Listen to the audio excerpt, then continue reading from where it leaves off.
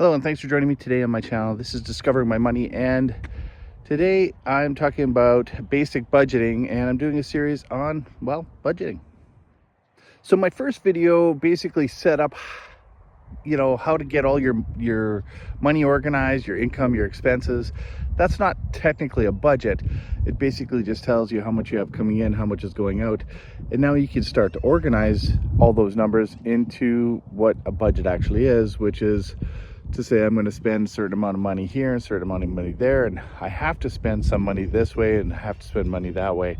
So it kind of tells you, where your money's going, but also lets you plan and say, okay, I'm only going to spend this much money. The other thing it does do, though, a budget does help you to decide how much money you want to put away for certain items like vacations, new cars, emergency funds. All these things kind of come into play, and how do you want to take your limited resource of money and divide it up amongst all the things that you need or want. So as a kid, I was really quite good at saving. Then as a young adult, I just was terrible at it, and I decided, if I want something, I'll work more. So if I needed more money, I worked more, made more money.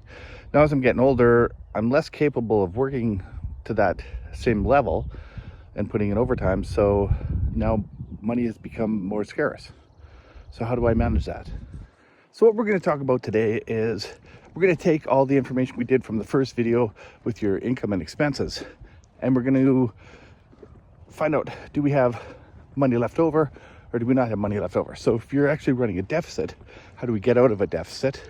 And if you have a surplus of money, extra cash flow, how do we get more cash flow? And where do we put that cash flow once we've figured out how to get it? All right, so first we're going to start with having a deficit. So a deficit, of course, is not having enough money at the end where you're now using credit to pay off, or you're having less money come in than you have going out.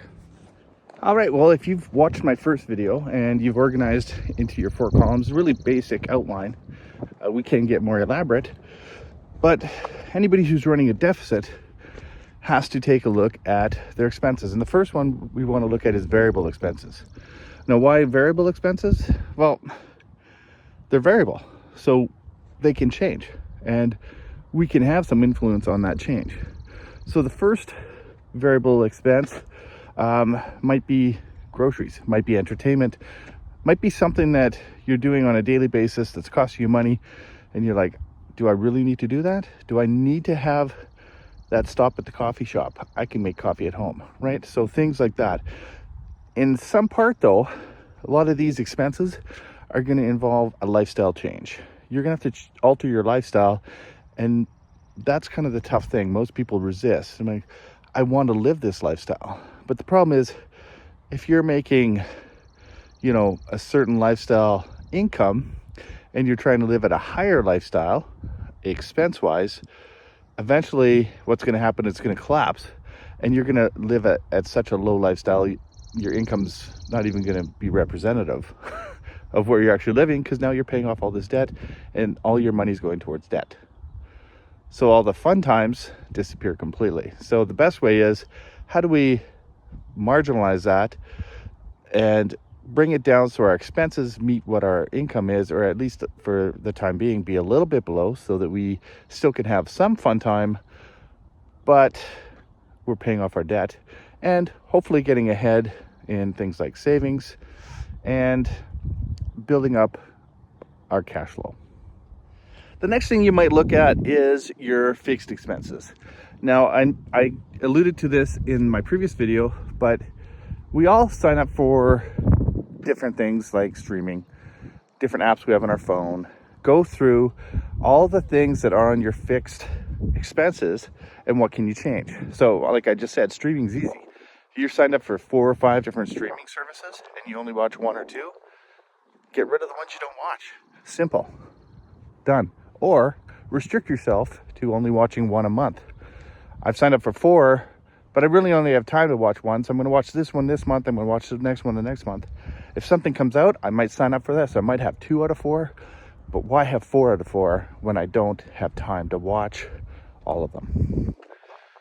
That's an easy one, right? Well, there's other things you can do. You can also look at the car you're driving. The car you're driving, is it just about flash? Is it just about a want? If you're driving your car to work, it sits there all day, and you drive it home, and then your car sits in the driveway, what do you need your car for? For my case, I don't need an SUV anymore. My kids are growing up. I don't need to haul around their hockey equipment. So guess what? I don't need an SUV. I can get a smaller car that's going to be less costly on a monthly basis. It's going to use less gas. It's going to have a lower insurance number. I've just saved myself many different ways by going from an SUV down to a small size car. Do I like the small size car as much as my SUV? Not really, but I don't live in it. So there you go. Now, if you're living in your car, this is a totally different budget then, right? There's different wants, different needs. But if you are living the traditional apartment house, townhouse, whatever it is, your car definitely is probably not something that you need to worry about having the top end. If it's for show, I guess, depending, is that show bringing it back? Realtors maybe want to have a nice car because they're driving people around the houses. That car is going to show that they're successful and people are going to be more interested in working with them. If you're an investor who you deal with personal investing with people and you drive to their house, showing up in a jalopy doesn't give them the confidence to invest in what you're doing. So yeah, a car might have some payback, but for the average person, that's not going to go anywhere. What other fixed expenses can we look at changing, and how do we do that? Well, check out your insurance. Is your insurance covering you for what you need, or is it covering you for too much? Are you paying too much insurance? Maybe you're not paying enough. Maybe you need to get insurance, and that maybe puts us the other way. But how can we find little things all the way down our list that can change our fixed expenses and put them in a better light so that we have more cash flow? Okay, so this is the one that nobody's really gonna like, because this definitely infringes on our free time, and it's getting another job. It's changing our income. Now, it's going to be a variable income, because if you're already working a full-time job on a salary, it's hard to get another full-time salary job. So most likely you're working some kind of part-time thing, part-time gig. It might not have regular hours, it might not have regular pay, it might not have anything regular, so we're going to say it's a variable. Maybe you get a regular job working on weekends and you're putting in 16 hours on the weekend for a set pay. You put it in fixed, that's fine, but we're going to just assume it's variable right now. But you want to get that variable income. Now, what's the benefit of a variable income? Because you can't really count on it being a certain price or a certain amount of hours or whatever. The benefit is now you have this extra cash flow. It doesn't matter how much it is. If it's $100 or if it's $200 or $500, you get that extra cash flow. We can now apply it to things that are going to help us, like debt, right? So we can take that money, apply it to debt, and we can plan our budget around how we want to reduce our debt. And the thing is cash flow. We've now improved our cash flow, but if we don't have a plan for it, what do we end up doing? Well, let's go out and live it up, and we'll go to a fancy restaurant, and we'll go out to movies every night, and we'll buy drinks for everybody. That cash just ends up being spent. So if we don't plan it, we don't budget it, it can disappear. So we want to put things like that as part of our budget. Now, the biggest reason I would say do a second job, have a second income, reduce your debt faster. The faster you reduce your debt, the more well off you're going to be, because debt is really just sucking the life out of you. That's all it is. Credit cards, they show you smiley faces on the commercials, sucking the life out of you. So you want to pay those off as quick as possible. Yes, credit cards offer things like bonus points or air miles or some kind of travel benefits, or they offer you stuff, but really what they want you to do is build up the total so they can charge you an interest, and all that little money they're making off of the people you're buying from, of course, sucks the profit out of them, and they're giving you crumbs. And essentially, when you rack up the debt, they just charge you as much as they can, right? So that's a boohoo cry thing, but your budget, you need to be in control of it. And having that extra money to apply to things like debt, extra savings, travel plans, all speeds up the process so we can get more cash flow and we can keep ourselves ahead of the game. All right, so step one is, and I've already alluded to it, so we're just going to jump right in here and say you got to get your plus minus at the bottom, and you have to make that at least zero or positive, right? So if you're in the negative, you got to start making changes until you have made that a zero or positive. No negative numbers. If you're negative, you got to start cutting, and it's going to feel terrible because you've been living a certain lifestyle. You've grown accustomed to being in this lifestyle, but the lifestyle is sucking the life out of you.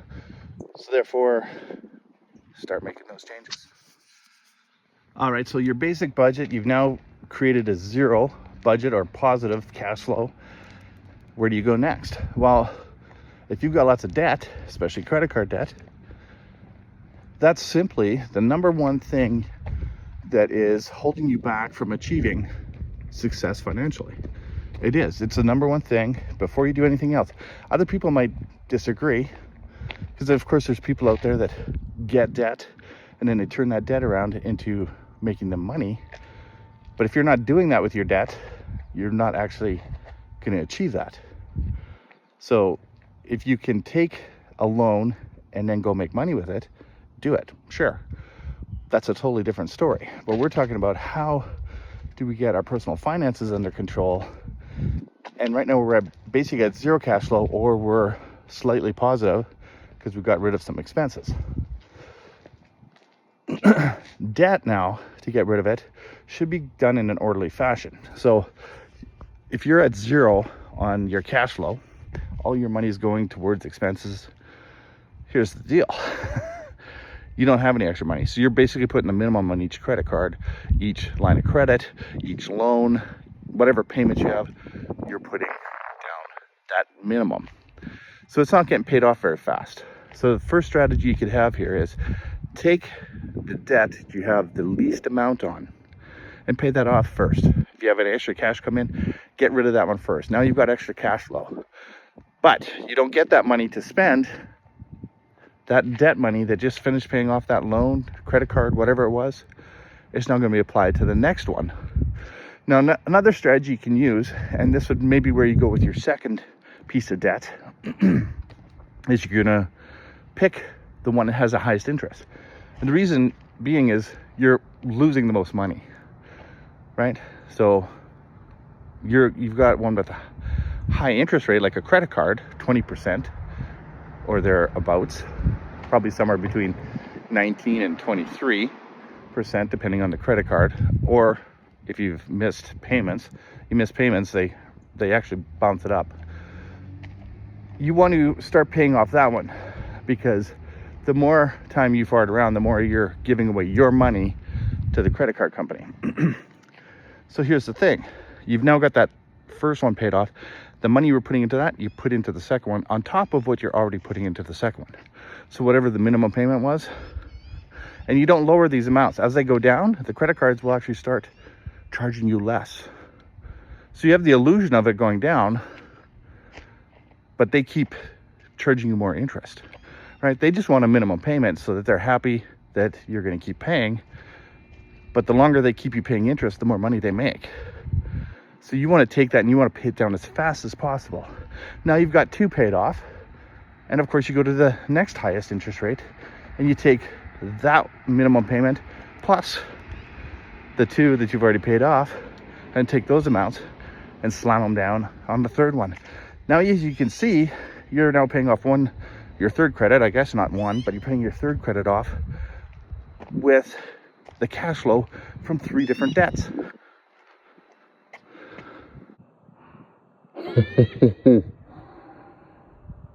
That's amazing. Look at how quickly you did that.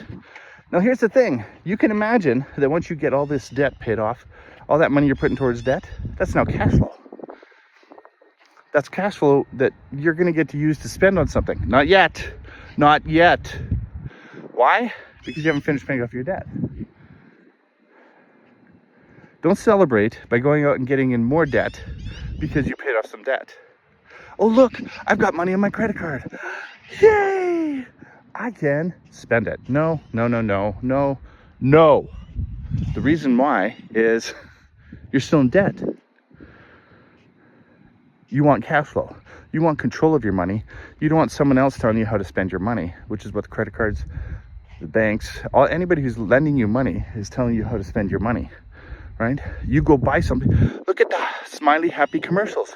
Use your credit card. Use your line of credit. Use this. Blah, blah, blah. Go buy something. You can do it now.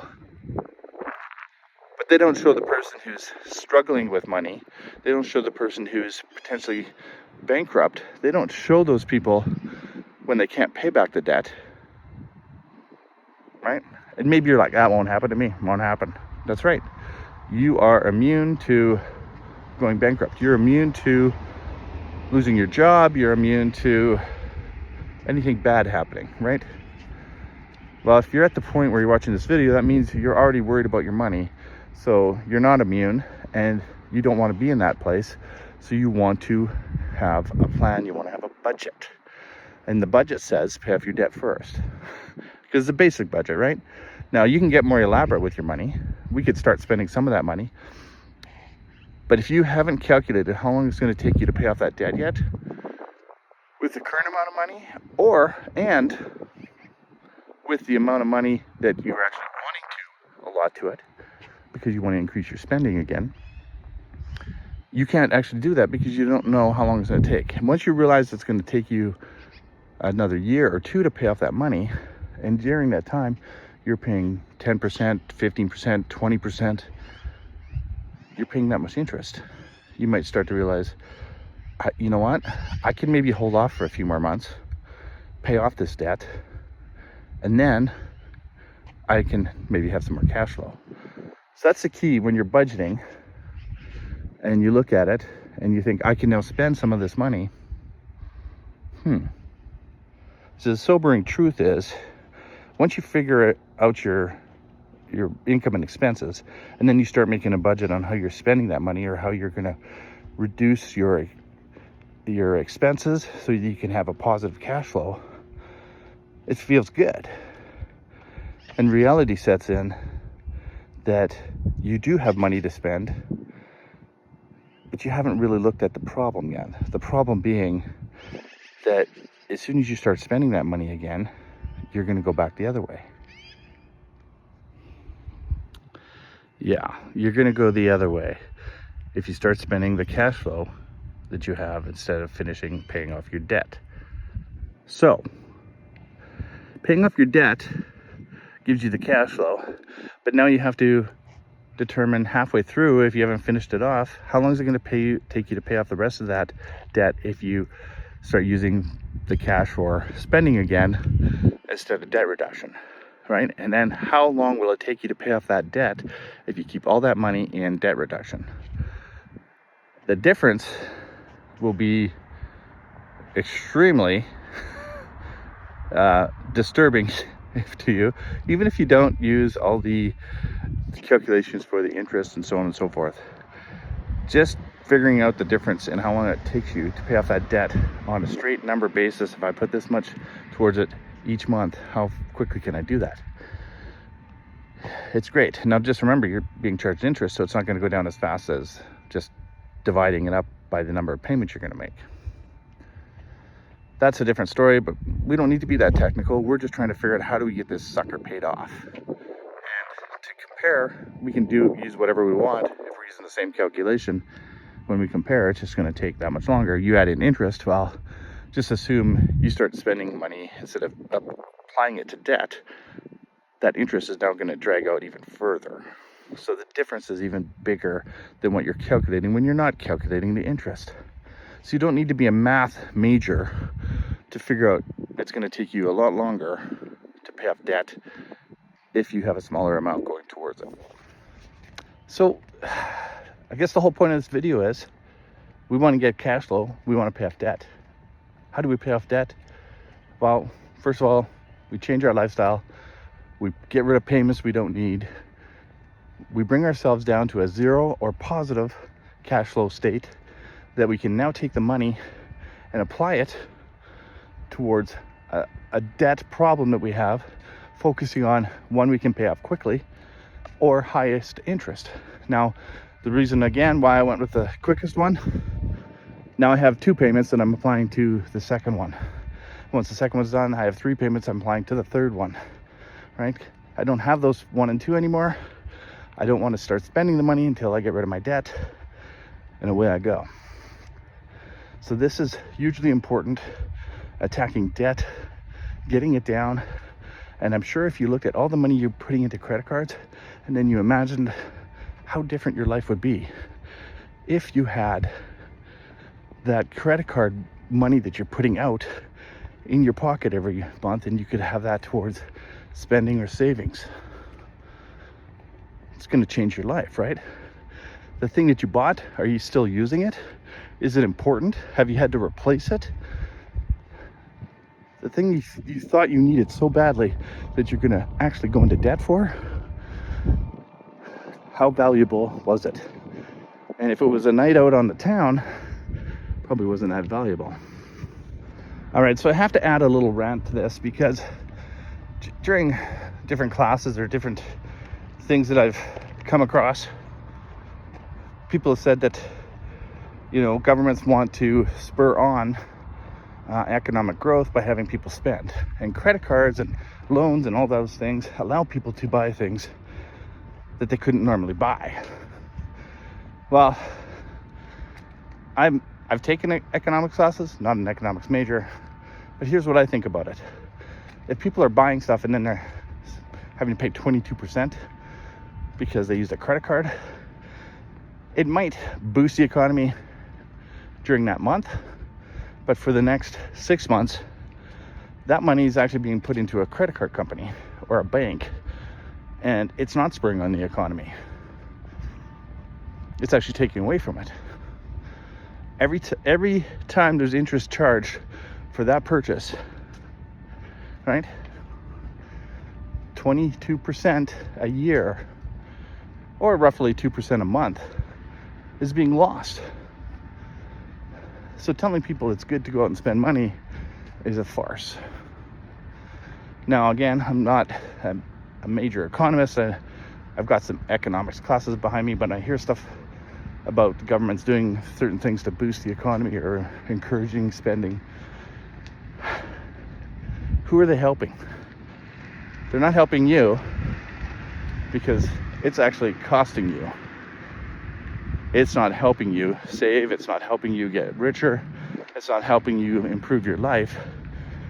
It's actually costing you. Just remember that when you're going forward and somebody's got a smiley face selling you something, who's it benefit more? If you actually need this item, yes, go ahead, get in debt for it. But then, do you really need it? All right, thanks for joining me today on my channel. And this was a little bit darker than the previous one, but we are now in a place where we need to make changes, and changes sometimes can be hard, and we have to realize what it is we're trying to achieve. We want to have more cash flow, we want to have more savings, we want to have less debt, and we don't want the stress from not having money. All right, have a great day. We'll see you next time.